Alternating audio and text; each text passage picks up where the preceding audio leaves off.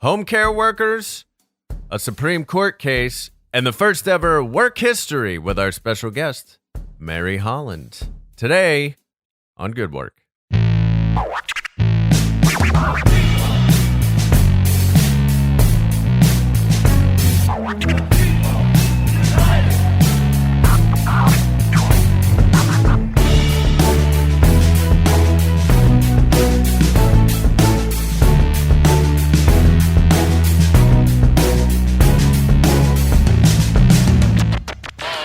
Hello, workers of the world. Welcome to Good Work, a roundtable discussion about the world of working. Working is a major part of our lives, so we should talk about it.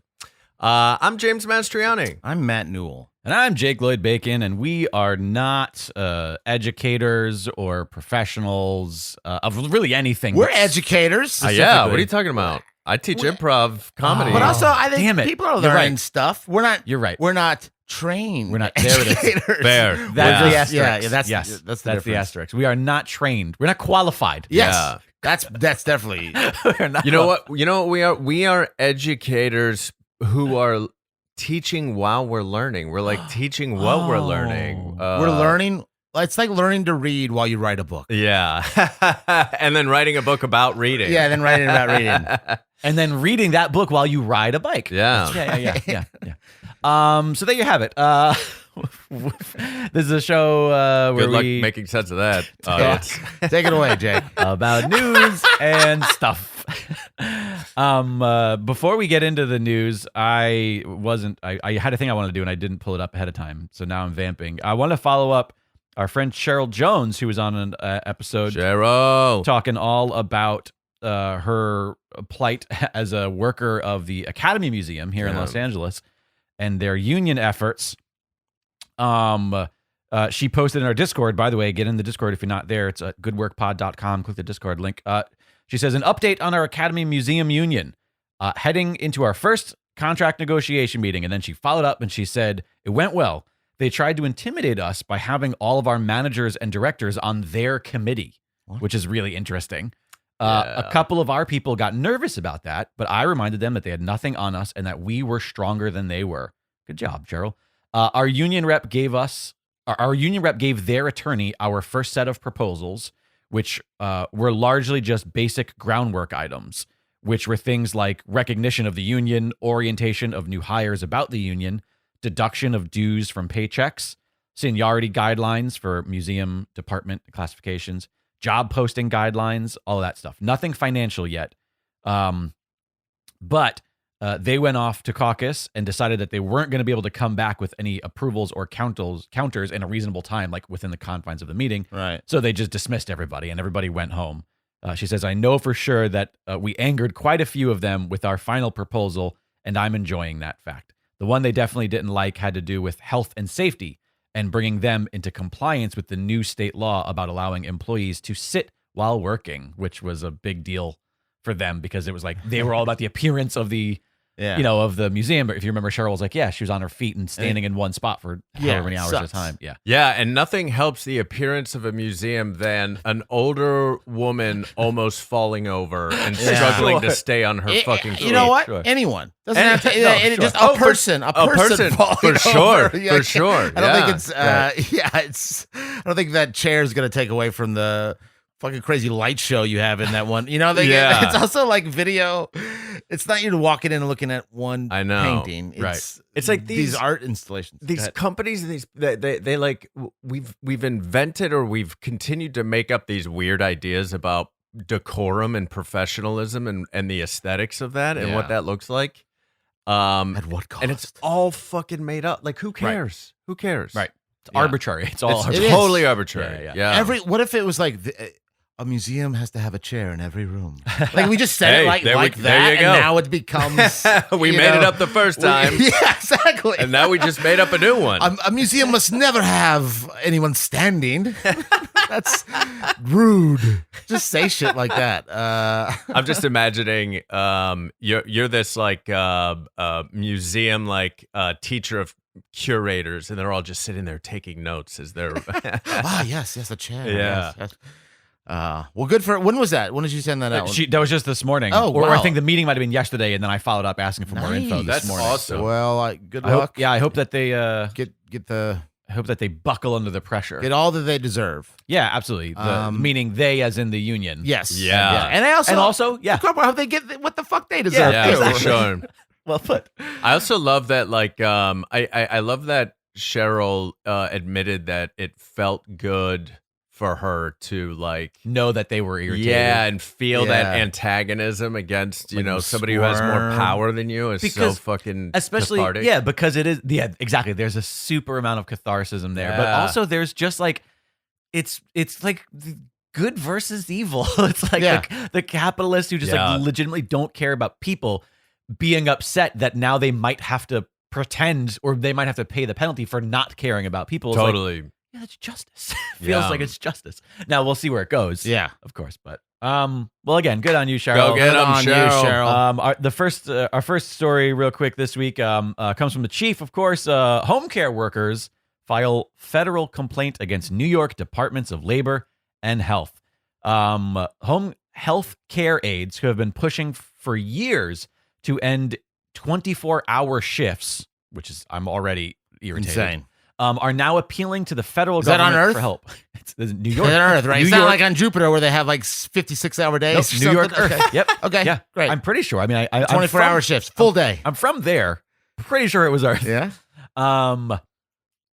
This week, the National Center for Law and Economic Justice filed the discrimination complaint on behalf of these workers with the U.S. Department of Justice, Labor and Health and Human Services that targets the New York State Departments of Health and Labor. Quote, the State Department of Labor and Department of Health have been engaging in discrimination against this class of workers by failing to enforce the laws as they're written, said Carmela Huang, an attorney with the NCLEJ who filed the complaint. Quote, workers have been working for all 24 hours and only getting paid for 13. The law currently states that home healthcare workers in the I'm sorry, city- could you say that again? Sure.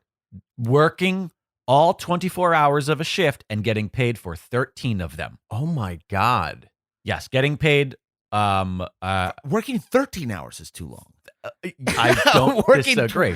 Like, That is fucking crazy. Yeah, but I mean, like, we're in the entertainment industry. I think we could all have worked a 13-hour day on set that's before. long. It's too long. And It's it's way too too long. long. Yes. It's too long. And if you got to that point, you're likely already in time and a half. You're likely getting yes, you get penalties. because Yeah. if you're in a union. Of course. Yes. If you're in the Yeah, union, yes. yeah.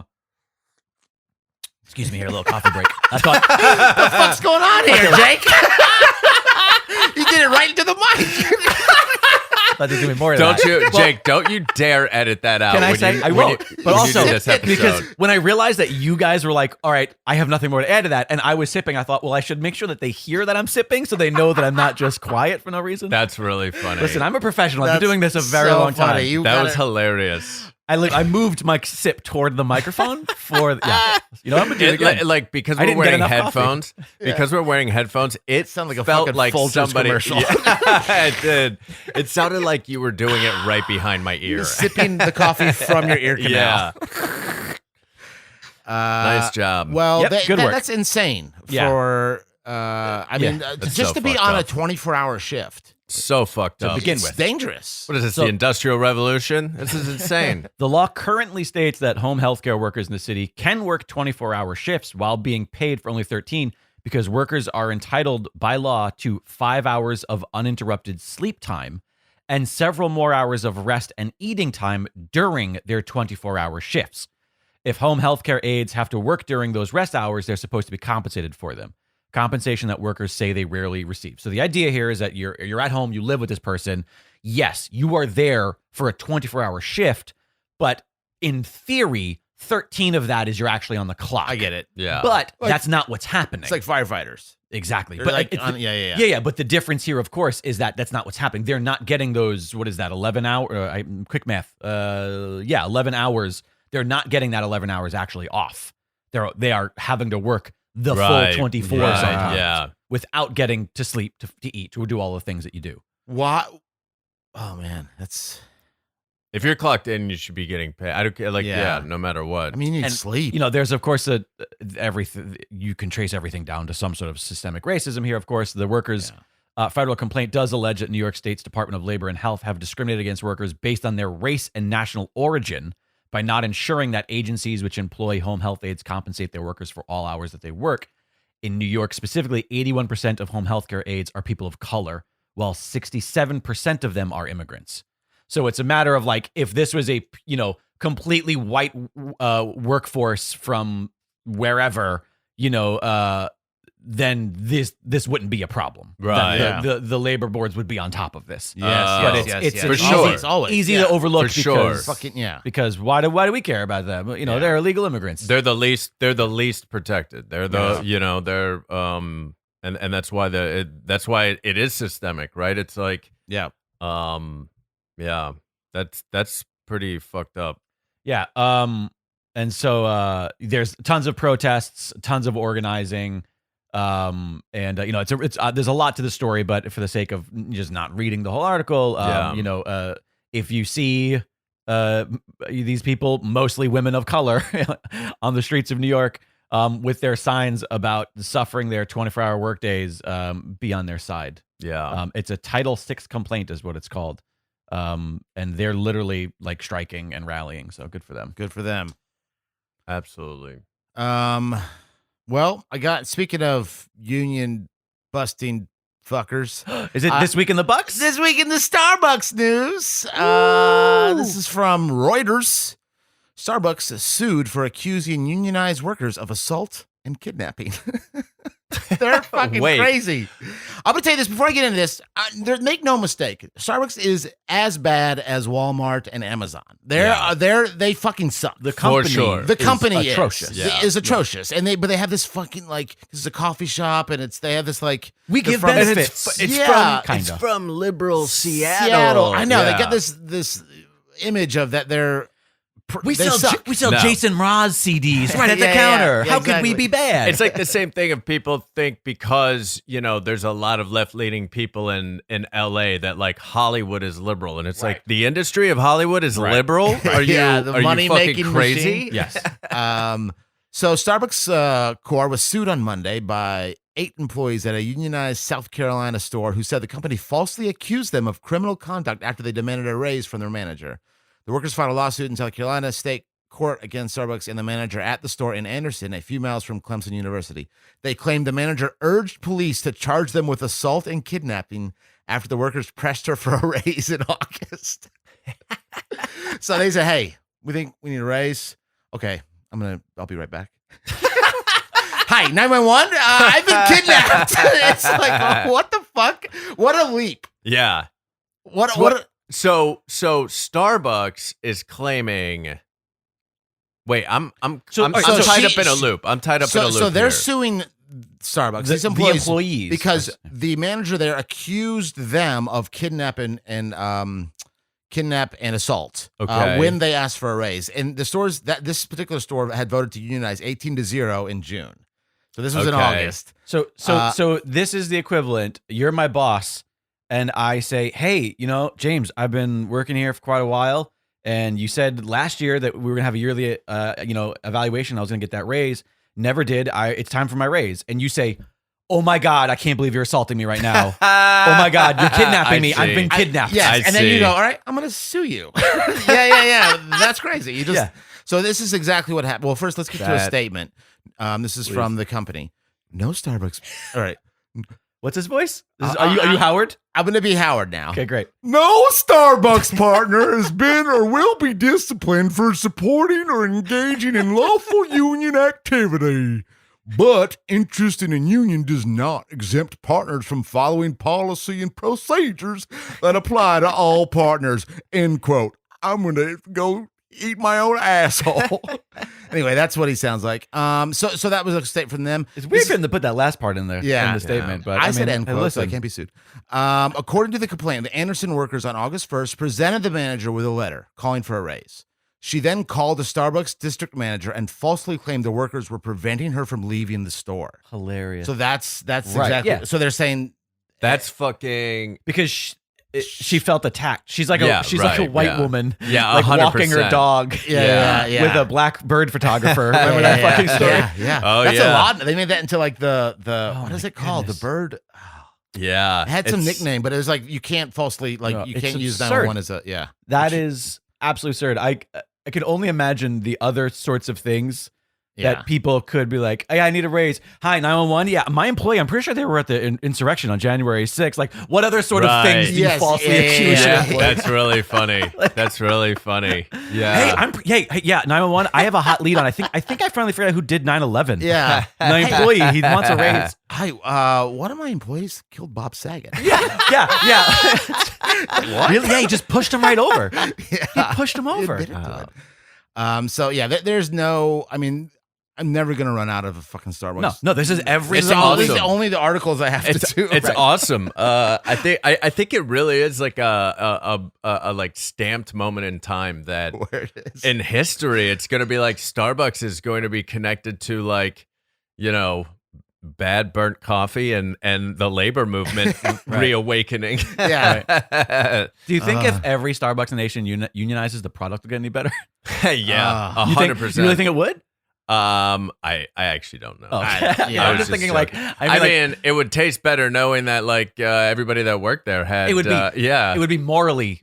It would more be enjoyable. ethically, Yeah. but I don't know if it would taste better. Maybe that is the taste. Maybe that's just evil. Yeah, maybe. Yeah, That's you're burnt? right. Oh no, that's evil. We put a No, little evil in it. that's fire and brimstone from hell. That's hell.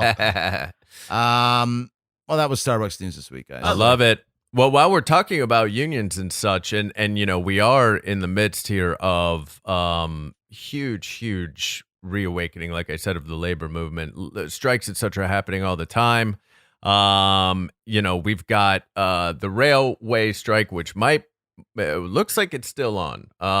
And we'll talk a little bit about that. we never really followed up, but it was rocky there for a while. They were like, "Oh, Biden saved it. Biden Yeah. prevented it because some." That was all. So that was all. Biden didn't save it. That was all a law that was created back in the 20s, I think.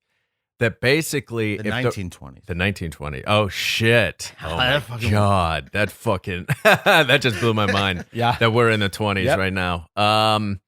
And so back in the day, the government created this law where if the railroad workers ever decided to strike, that the government would force them to have a 30-day cooling off period, so they could not strike. So basically, all Biden Right. did was prolong. He just did the already written law of forcing everybody to have a cooling off period. right. He literally he did the equivalent Yeah. of just saying, "Simmer down now." Exactly. And then the media and like all the Biden administration went into like, he saved us. Right. But the truth is See you in 30 days. we're heading towards a massive railway strike that could potentially shut everything down and really affect the economy and affect a lot of things. And that leads into this because the Supreme Court continues to fucking flex, and they are taking a case here. Now, I personally, I think the Supreme Court is a non-democratic institution that doesn't really make a whole lot of sense to me, and I think that they are currently, you know, with abortion, they're about to take on affirmative action, and now they're taking on unions, and I think that this is all purposeful. Like, I'm not a big like kind of, you know, necessarily conspiracy theory guy, but I do think that they're trying to send us a message of like, you know, we're pushing back against the hierarchy and they're pushing back against that, right? Right. And so because they get to choose what cases they take every year. Right. And there's tons of cases, and they are now taking on, and this is huge, Glacier Northwest Inc. versus International Brotherhood of Teamsters Local Union number 174. So what this is the case is basically this. Glacier is a corporation. It's a massive corporation that sells and delivers concrete, which hardens very quickly if it's not constantly mixed, right? And so recently, the collective bargaining agreement between the company and its unionized workers expired, and they went on strike. And the company did not, in the meantime, have contingency plans to back up staffing.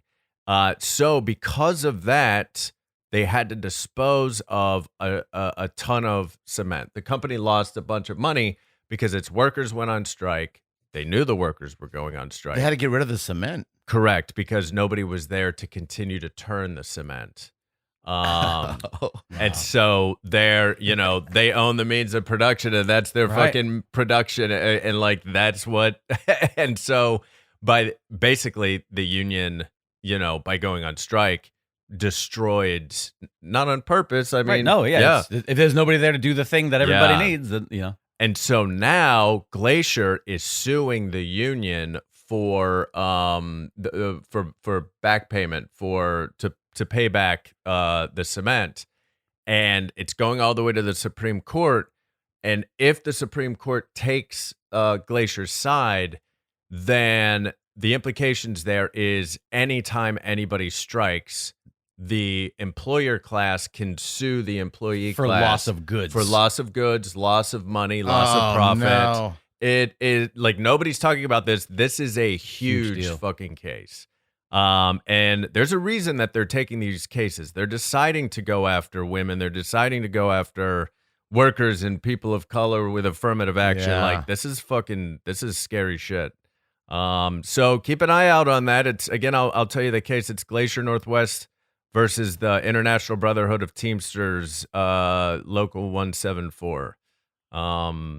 So yeah, pretty fucking scary, man. Yeah. Bummer. I mean, there's no way anybody would ever be able to strike. No, because there's no sort of strike that won't cost a company money. That's the point of striking. Right. This is sort of a snake eating its tail. Like this seems to me like the sort of thing that shouldn't. I mean, of course, there's a lot of things that shouldn't be legal for a company to do, but like this is one of those things that the Supreme Court, this worries me because of the current Supreme Court being an absolute joke and being, representing 0% of the fucking population at this point. Yeah.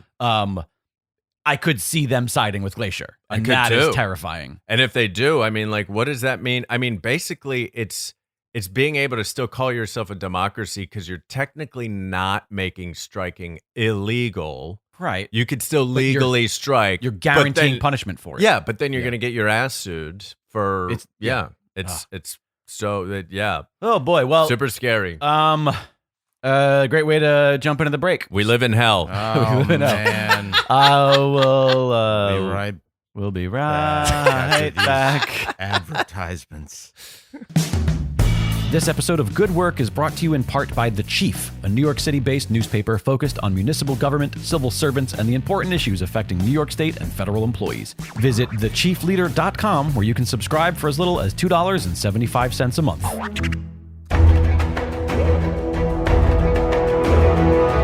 Hey everyone, Jake Lloyd-Bacon here. Along with Paul Bianchi. And Alexandra Hoy. Hey, we all host different shows on Dragon Wagon Radio. We do, but that's not what we're here to talk about. Not at all. We are here to talk about Dungeons and Dragon Wagon, a narrative podcast series in which we venture into a mythical land for a D&D inspired role-playing game. Alexandra and I are joined by Matt Hinksman and a very special guest of quest for each chapter of an epic saga in which we must take on the roles of half-orcs, dark elves, and more as we fight our way through a fantastical land of peril, drama, and often hilarity. All of which is controlled by me, the Dungeon Master, and the player's chance rolls of the die. And our show is for everyone. Even if you know nothing about D&D or role-playing games, we've got you covered. That's right. Our game sessions are highly edited, easy to follow, sound designed from top to bottom, and completely immersive.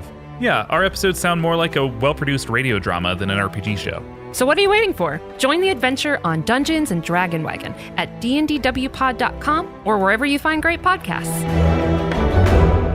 All right, welcome back, workers. For the second half of the show, we're going to start a new segment, a recurring segment called Work History.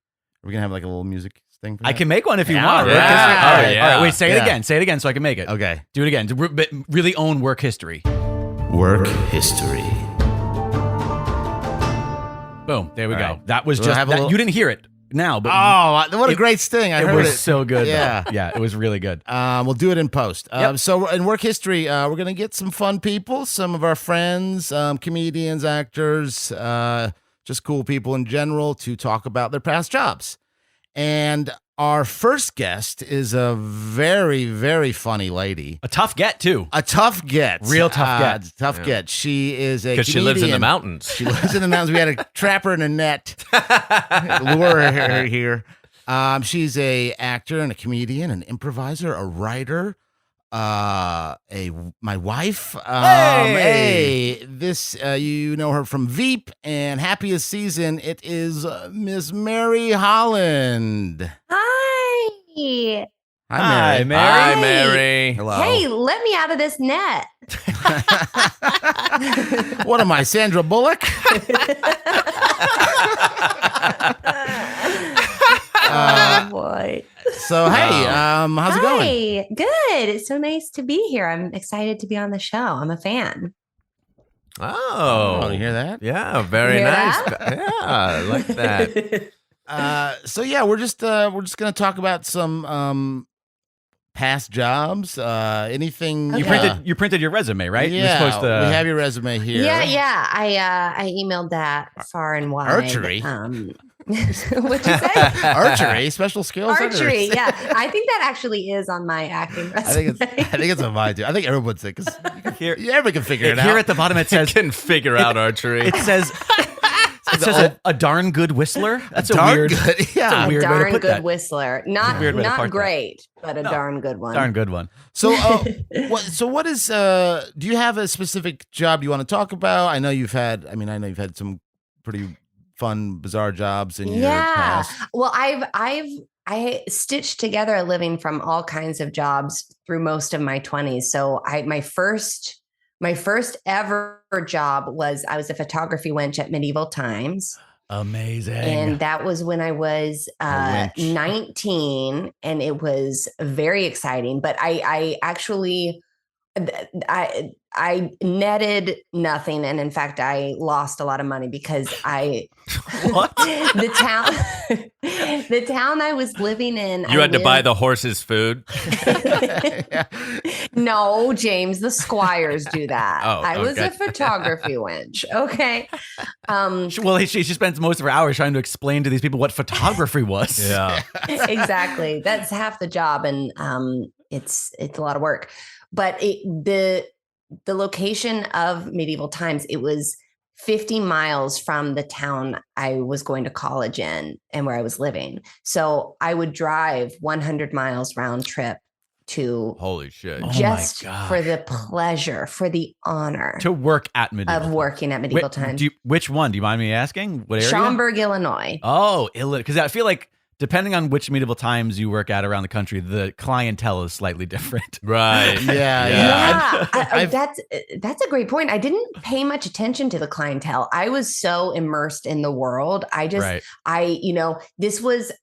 was fully in my Lord of the Rings fandom at this point. I listened to the Lord of the Rings soundtrack to and from work. I love I was this. just kind of like immersed in the world, and I I love sort it. of would pretend that I was in the world of Middle Earth, basically, when I was working at Medieval Times. With a camera. With a camera.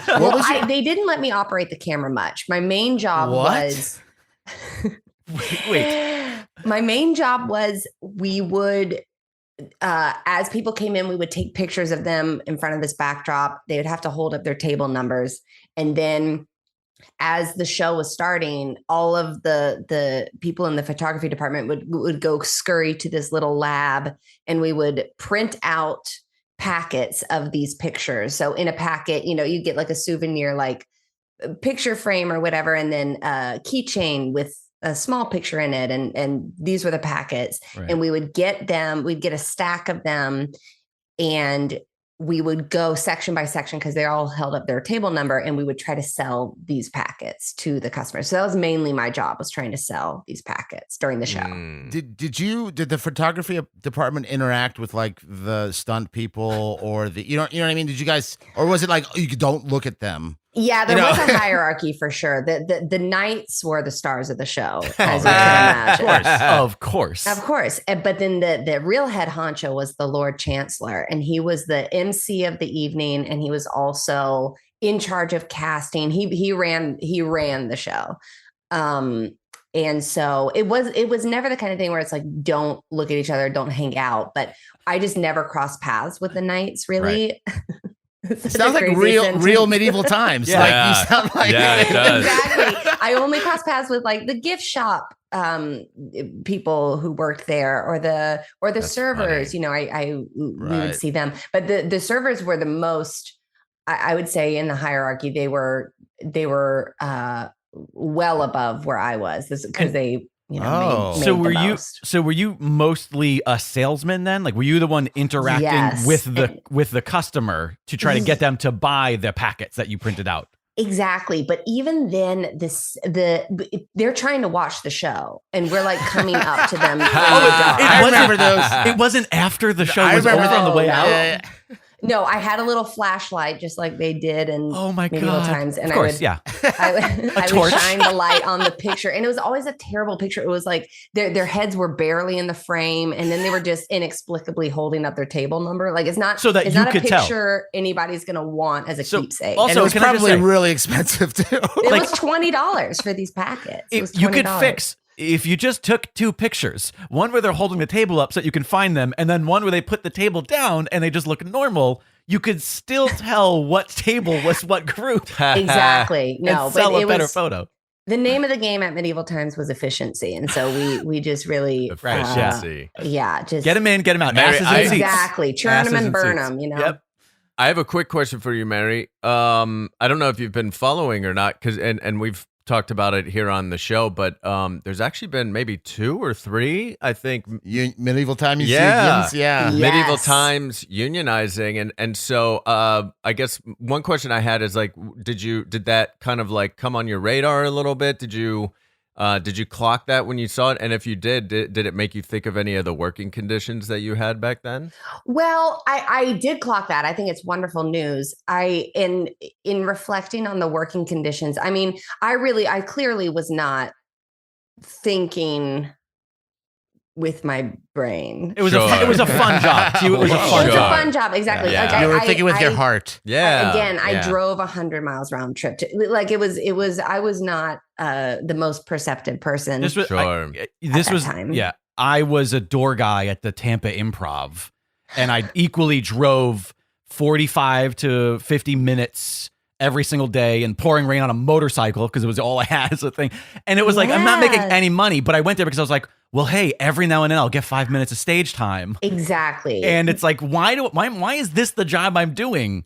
I probably equally lost money doing that as well. Oh yeah. Well, and the pay but you keep it because you don't know. You just think it's exciting. Yes, it's better than flipping burgers. And it's in the vein of what you want to be doing, of what your passion is. Yeah.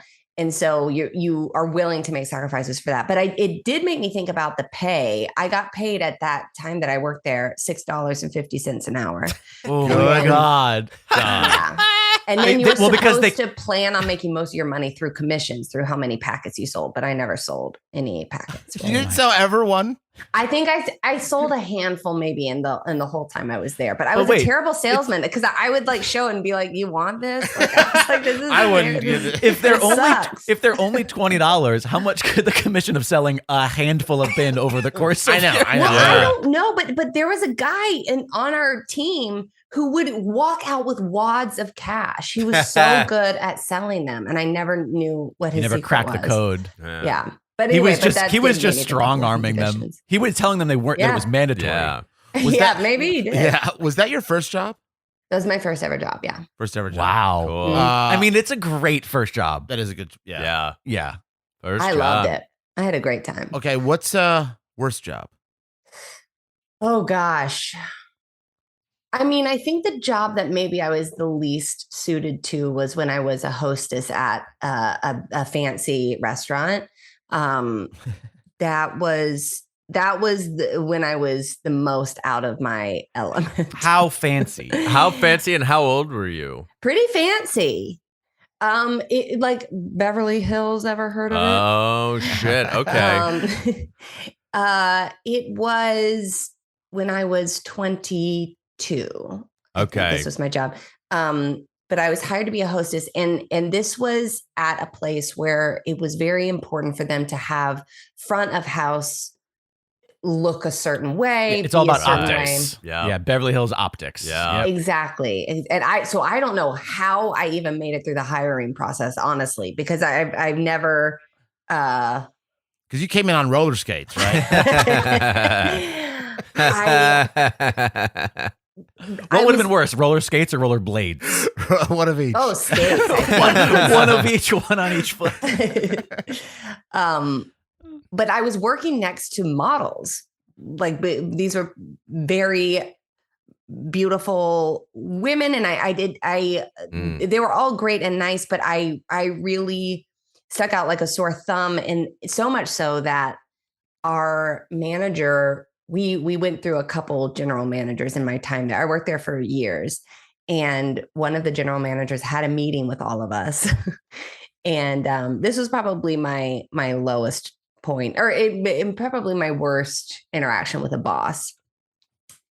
He had a meeting with all of us, and he said, I just want to commend some of you. You really show up to work looking polished, looking put together, looking, ready to represent this restaurant, be the face of this restaurant. And then some of you look like you just rolled out of bed. And I knew he could only be talking about me. You're in your pajamas. Yeah. Well, my hair was all fuzzy. Like I wasn't, Oh my God, I was love not that. There's a pillow stuck to the back of your head. But the tragedy of it, and the thing that made that so painful, was I was doing actually my best. I was working my hardest. Took her 2 hours to get ready for work. Yeah. I really did. Oh, and no, I Mary. wanted to say to this man, like, sir, this is as hard as I can go. Right. And if this is not for you, then I should not be here. But that was terrible. And How much longer did you last after that meeting? not much longer, but I left that job because I had ambitions of becoming a bartender at that restaurant, because you could make so much money doing Right. that. And I had no bartending experience. So they hired me as a daytime bartender. So I stopped being the Just hostess. for the saddest people. You're like, you wait on these daytime like, we got to get her off Yeah. of the front door. And Put her I behind had the bar at terrible. noon. And it was a lot working that job. I had some really tough interactions with customers, and Daytime drinkers. yeah, it was. And this is still the place in Beverly Hills? Yeah. Same box. So I was there for many Interesting. years. Is it and still then- around? Yes. Yeah. Did you at least make some money as the bartender?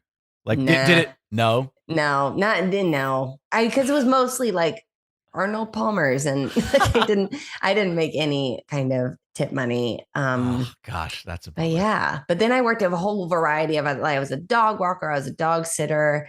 I did modeling for art classes. Wait a minute. Were you an art class nude model? I did model nude once. You said you did? Yeah. I did. I heard did. Yeah. Interested. Do you get paid more for that? I don't know. I don't think so. No, I think you just, Interesting. yeah. Did you get to see the drawings? I did see the drawings. Were they? How were they? Yeah, were any of them like screw you? Yeah. Some were pretty tough.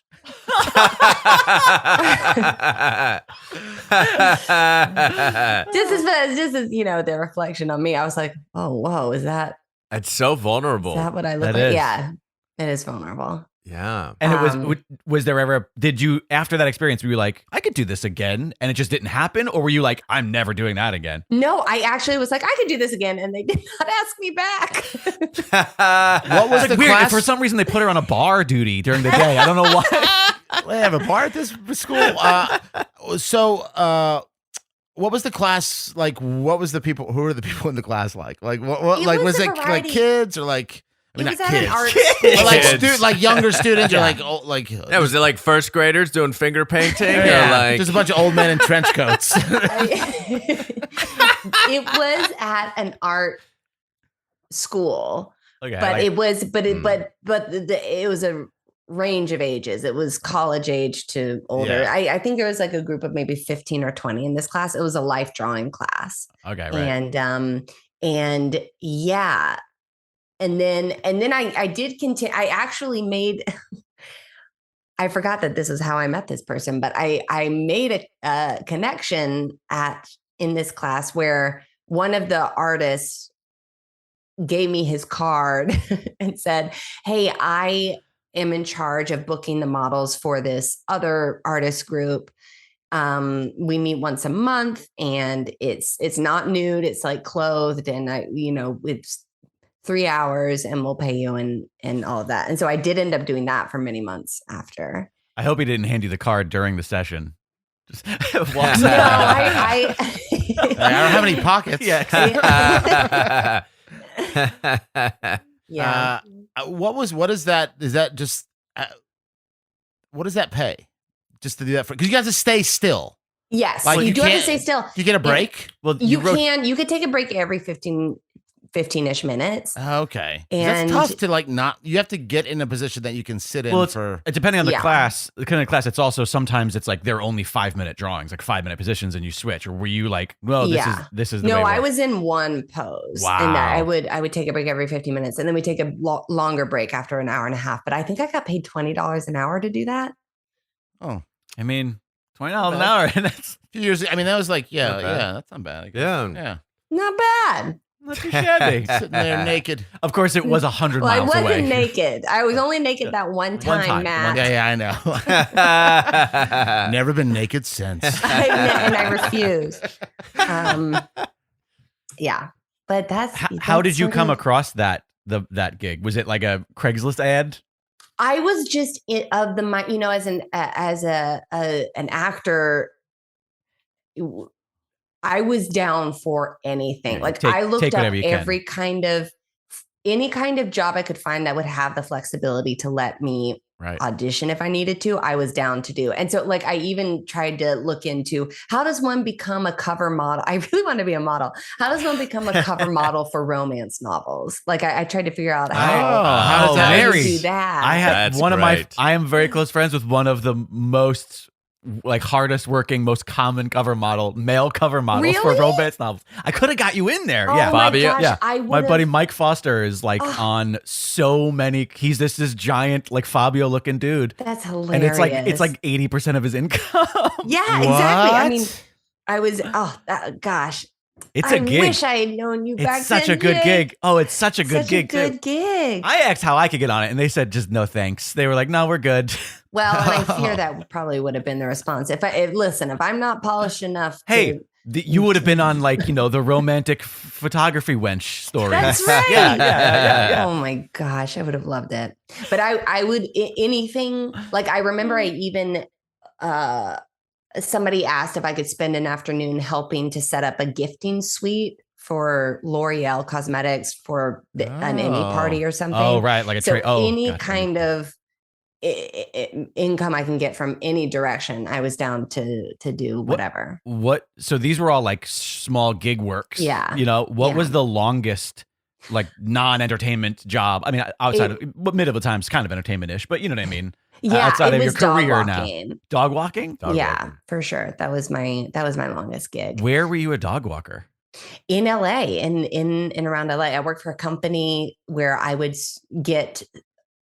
basically reported to dispatch to the owner of the company would send me a list of dogs every day that I needed to go walk. And I would just drive around LA and walk these dogs. That's Okay. terrifying to me. Like I know that you Oh, guys really? have a dog. You're dog people. We are Yeah. we're super dog people. And I could not imagine dealing with people like me the way that I would deal with somebody working with my Yeah. dog. Yeah. Like that's think you really gotta- stressful. I don't know if Campfire would be a good Oh, he'd be candidate. the worst. But I think most of the dogs were pretty cool, right, Mary? I feel Oh, like, yeah. because I did it for a little while too, and it never felt dangerous. Oh, Well, well, I meant more about like the responsibility of like, if something were to I happen. see. Yes, that is stressful. Yes, that was Yeah, stressful. that's what I mean. We Like, actually just got someone to walk our dog, and it was the first time, and I'm like nervous about her Really? going off with a stranger. Right. Yeah. It no one's is ever walked her stressful. before. Same. Yeah, It's, but it's really nerve wracking. yeah, that's true. That's funny. But I also think I was so young, and the dogs I had before were family dogs, so I didn't fully appreciate, I don't think, the stress and anxiety of being a pet parent. But I remember there was a dog I walked who was so sweet. He was a boxer, and I would take him up to Runyon and hike. And the owner was like, "Oh, you just let him off a leash and he'll run and he'll keep up with you." And I was like, "How?" But this is my first time meeting him. How does he know he's with me? You know, like, I'm just a lady. You're another person at Runyon Canyon. Yeah, but I was so young. I was like, "Okay," and I let him off leash, and he bounded ahead. Oh my God! And I was like, "Oh no." And then he came back and he like touched base with me and then bounded ahead. Like he knew he was with me. It was interesting. Oh, wow. And then this is kind of a sweet story. His owner stopped using the company I worked for some reason. Months later, I was with another dog at Laurel Canyon Dog Park, and I was just hanging out watching this dog run around. And then this boxer came bounding up to me and like put his paws on my shoulders. And I was like, "It's Dexter." It was that same dog. It was that same dog, and he remembered me after dogs months. are so much better than people. It's crazy. Hiked with him a few times, so yeah, it's interesting. Did you ever walk any celebrities' dogs that you're aware of? No, I don't think so. I mean, yeah, no. What about any celebrity dogs? Like the one from the yeah, it's very Taco famous Bell dogs. Oh yeah. But I signed NDA, so I'm not at liberty. Yeah, I don't know. I definitely feel like that is. Do you mind? How much did you make doing as a dog walker? I got paid per walk, so I think it was like the rate was $20 for a 30-minute walk. Wow. $30 for a 45-minute walk, and then like that it went up from there, and then $50 for overnights. And I think overnights were like the That's best one because you just hang out at someone's like nice house. At that age, so you were like everyone's living in like with roommates and apartments and stuff, and you're just like, okay, now we get like an adult's house for a weekend. Right? Yeah, that's a pretty good deal. Yeah, I love dogs. It was so fun. That's that sounds like a decent gig. Yeah, because it's just the dogs are great for stress relief. Just hanging around dogs all day. You don't have to deal with people generally, you wouldn't assume. For me, it would definitely be the stress of the concern, of the responsibility. Yeah. But also you're just like hoping this dog, you're just like, come on, if they don't poop, you're like, you're out, you're going into overtime. You're like, man. You're like, You just pray for a poop always. Oh my God. It would be terrible to be a dog walker and just have a picky pooper. Just like, oh my goodness. I have to go to I'm only getting $20 for this walk. It's costing me 3 hours. Yeah. Other than your current career, Mary, in the entertainment industry, would you say that dog walking? Would you say that's been your kind of your favorite job that you've had? Otherwise, yeah, I think so. Yeah, I would say that because I got to be outside. I got to listen to podcasts. I got to walk, and I love dogs. It was nice, and I also liked the solitude of it. I liked because part of the being in the restaurant, you're just hanging out at the front desk with these people for 8 hours, and it's fine, it's fun, but it's just a lot of socializing. And it's monotony too, because every day is the same. Yeah, and we weren't allowed to sit; like we had to stand for 6 to 8 hours. What is the theme? It's a recurring theme on our show. We were talking about that earlier. Well, and it's also the same conversation that Mary was talking about with regards to like, how you're supposed to like physically look to represent a place. And it's like, Mary, earlier in the episode, we were talking about how like decorum and like what aesthetically feels like appropriate or professional is like all made up. We just made it. We can make it up again. You know what I mean? Like we can change the. We could all decide that sweatpants is the most professional outfit you could possibly. In fact, we can just decide that when you go to a restaurant, you're supposed to look like you just crawled out of bed. That's the normal. That could be the normal thing.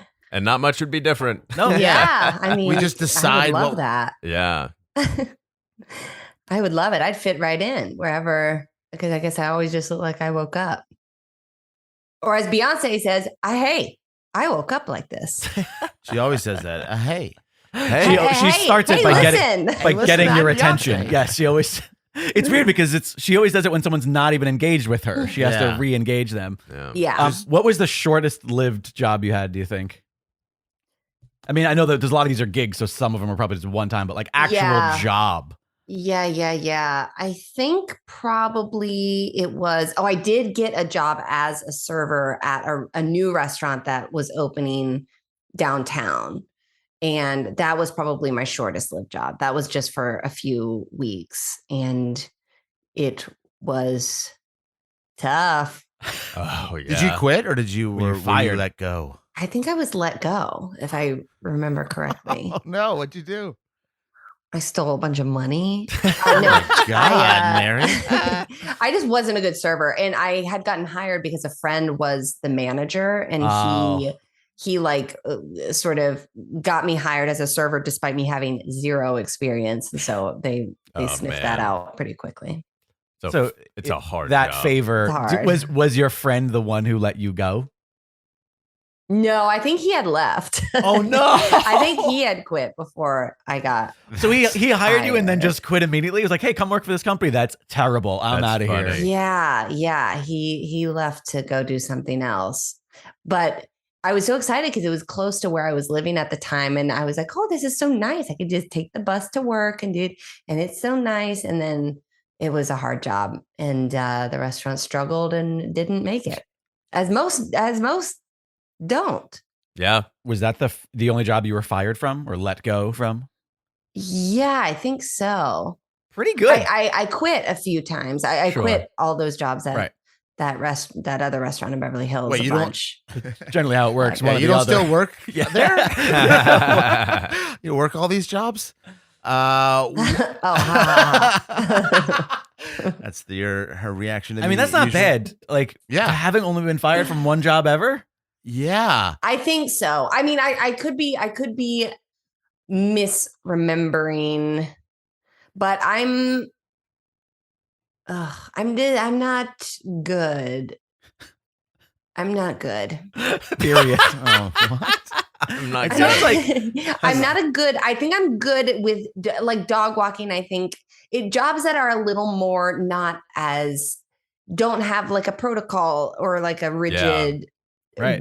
decorum. I think I'm more successful in those, and I have a tough time at Mary Holland, Yeah. loosey goosey Mary Holland. That's what they loosey call her. goosey. That's Just gotta me. keep it loosey goosey. That's right.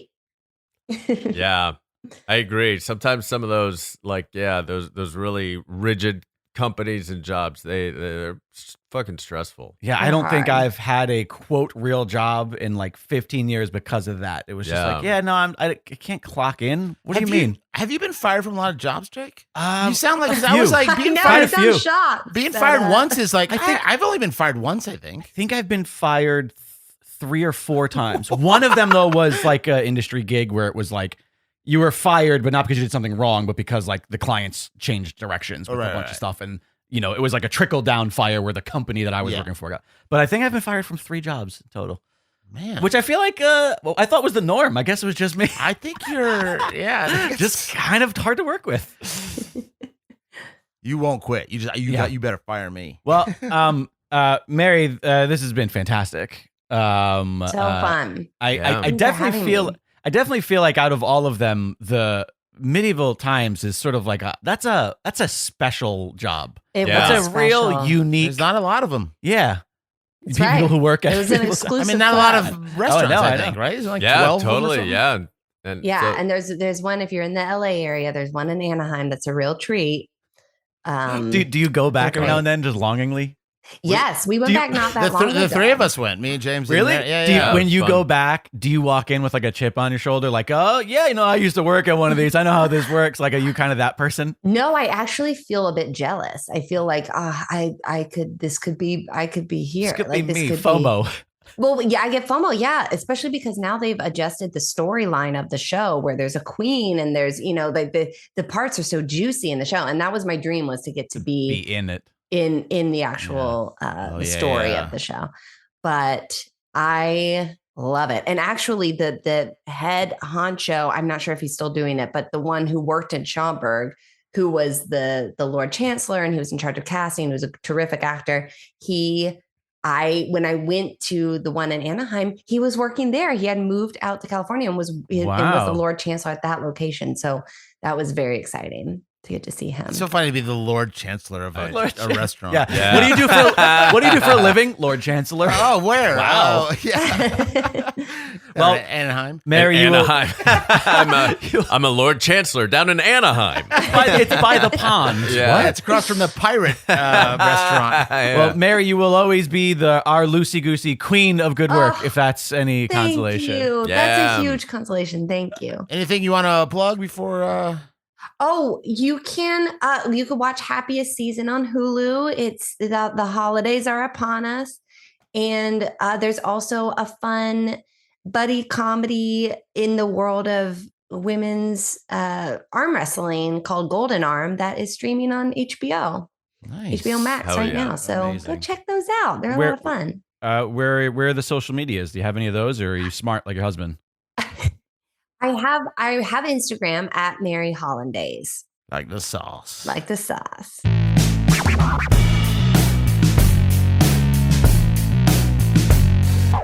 Oh, Mary Holland, your wife is a delight.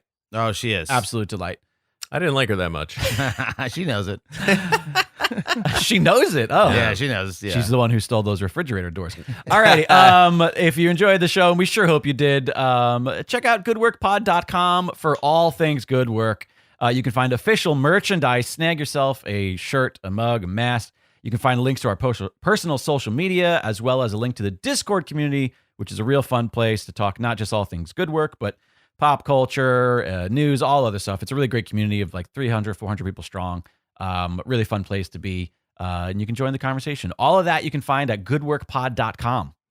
Yeah, and you can email us at goodworkpod@gmail.com or call the Good Work voicemail box at 929-256-5151 with all your I quit stories, got fired stories, worst job stories, first job stories. Questions and comments? Your takeout order? We'll make you something. What? Your wishes, Starbucks your order? dreams. I think at this point, it might be more efficient to tell them what they can't call us about. Nothing. You know what? I don't want to hear. I don't want to hear any farts. Oh, that makes one of us. One of us. Also, rate and review the show on Apple Podcasts. You can email farts. I don't care. Go ahead and email your farts in. Apple Podcasts and Spotify are the places where you can leave ratings and reviews. Isn't that right? That's right. And also consider becoming a patron at Patreon. Patreon.com/goodworkpod. We would really appreciate it. We're going to be having some pretty soon some extra stuff on there for you. So yeah, Best way to Patreon. support the show, just a couple bucks a month goes a long way into having us do the best we can with this show that we offer for free to you, the masses. That's right. So thanks, everybody. Thanks. Good work. Good work. Good work.